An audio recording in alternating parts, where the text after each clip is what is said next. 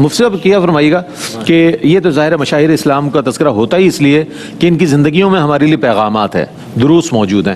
آپ کی زندگی سے ہمیں جو درس مل رہا ہے اس کے حوالے سے کچھ فرمائیے. جی ہاں، سب سے پہلا درس تو ان لوگوں کے لیے خاص طور پر ہے کہ جن کو کسی شخصیت یا خاندان سے نسبت حاصل ہے.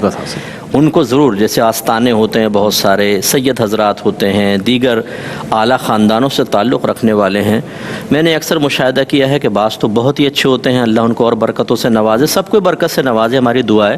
لیکن کچھ ایسے ہوتے ہیں جو خود کچھ کرنے کے لیے تیار نہیں ہیں، لیکن وہ اپنے بزرگوں کے ناموں کو کیش کرنے کے لیے تیار ہیں. ہمارے دادا یہ تھے، ہمارے پھپھا یہ تھے، ہمارے چاچا یہ تھے. بھئی وہ تو تھے، آپ کیا ہیں؟ یعنی آپ ان کے ناموں کو کیش کر رہے ہیں. آپ چاہتے ہیں کہ آپ کے اکابرین کا ذکر سنتے ہی آپ کے ہاتھ چوم لیے جائیں، آپ کو مجالس میں نمایاں جگہ دے دی جائے.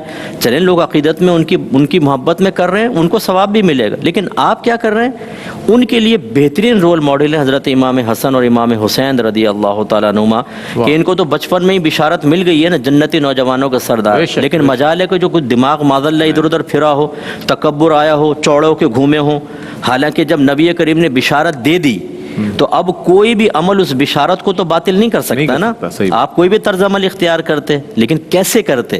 جب حضرت علی، بی بی فاطمہ اور خود نبی کریم صلی اللہ علیہ وسلم اور بی بی خدیجہ الکبریٰ رضی اللہ تعالیٰ عنہ کا فیض ان بچوں کے اندر منتقل ہے تو کیسے ہوتا؟ لیکن اب یہ دیکھنا چاہیے کہ انہوں نے اپنی پوری زندگی عارضی، انکساری کے ساتھ، غریبوں کے ساتھ اچھا سلوک کر کے اللہ تعالیٰ کے خوف میں گزاری. اور ایک عام نسبت رکھنے والا بے خوف ہو جائے، یہ بالکل درست نہیں ہے.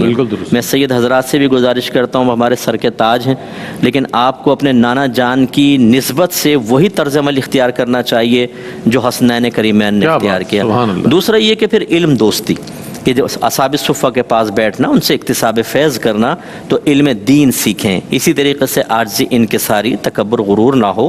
اور پھر آپ نے خلافت سے جو دستبرداری اختیار فرمائی، کسی نے آپ سے پوچھا کہ سنا ہے کہ آپ خلافت کے خواہش مند ہیں؟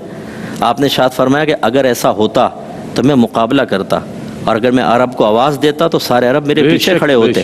لیکن میں امت رسول صلی اللہ علیہ وسلم کی حفاظت کی خاطر خلافت سے دستبردار ہوں. اللہ، یعنی اتنا بڑا منصب چھوڑ دینا. آج یہاں پر دیکھیں، ایک کونسلری کے لیے کیا کچھ نہیں کرتے، گولیاں مار دیتے ہیں، فائٹ کرتے ہیں، اور کیا کچھ نہیں ہو رہا.